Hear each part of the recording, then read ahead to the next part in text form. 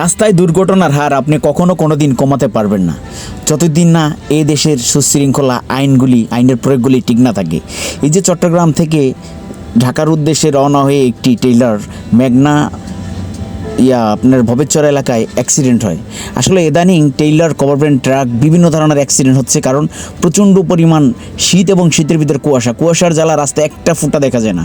সেই সন্ধ্যা 6টা থেকে সারাটা রাত সকাল 8টা পর্যন্ত কুয়াশা থাকে। কুয়াশা ঘেরার ভিতরে প্রচুর পরিমাণ ডাকাতি ইদানিং শুরু হচ্ছে প্রায় 2-3 মাস ধরে। রাস্তায় ঠিকমতো প্রশাসনগুলি রাস্তায় নেই।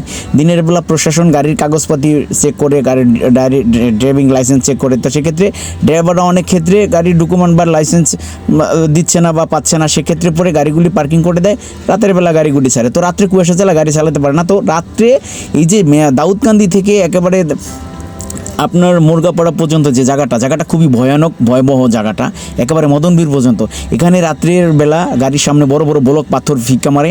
তো পাথর হঠাৎ করে যদি স্পিডে থাকে গাড়ি পাথরের উপরে উঠে যায়, তো যে কোনো একটা ঘটনা করতে পারে।